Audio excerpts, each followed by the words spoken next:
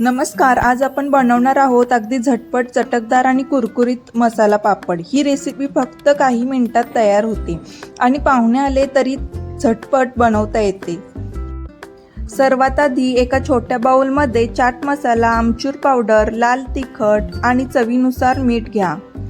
हे सगळे मसाले व्यवस्थित एकत्र मिक्स करून घ्या। या मसाल्यामुळे पापडाला एकदम मस्त आंबट तिखट चव येते। आता दुसऱ्या बाउलमध्ये बारीक चिरलेला कांदा, टोमॅटो, काकडी आणि ताजी कोथिंबीर घाला। हे सगळे हलक्या हाताने एकत्रित मिक्स करून घ्या। हवे असल्यास थोडासा लिंबाचा रसही तुम्ही घालू शकता। हे सगळे जिन्नस अगदी बारीक चिरले तर मसाला पापड खाताना प्रत्येक घास छान लागतो। आता हे सगळं हलक्या हाताने व्यवस्थित मिक्स करून घ्यायचे। भाज्याचा ताजेपणा टिकून राहावा म्हणून मी यामध्ये आत्ताच कोणतेही मसाले घालत नाही। पापडावर लावलेला मसाला आणि या ताज्या भाज्यांची चव एकत्र आल्यावर मसाला पापड खूपच चविष्ट लागतो। आता आपलं हे भाज्यांचं मिश्रण तयार आहे। आता गॅसवर कढई ठेवून त्यात तळण्यासाठी तेल गरम करून घेतलं आहे।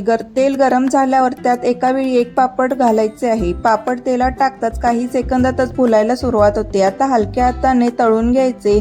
दोन्ही बाजूंनी छान सोनेरी आणि कुरकुरीत होईपर्यंत तळून घ्या।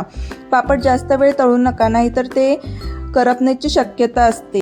तळलेल्या पापडावर खूप तेल असेल तर टिश्यू पेपरवर काढून ठेवा। तर अशा पद्धतीने सर्व पापड आपण तळून घ्यायचे आहेत।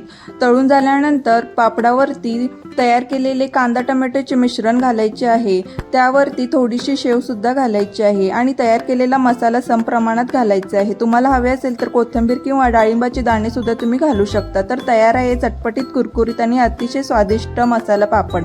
हा नाश्त्यासाठी, संध्याकाळच्या चहा सोबत किंवा स्टार्टर म्हणून खूपच छान लागतो। जर ही रेसिपी आवडली असेल तर व्हिडिओला लाईक, शेअर आणि सबस्क्राईब नक्की करा। धन्यवाद।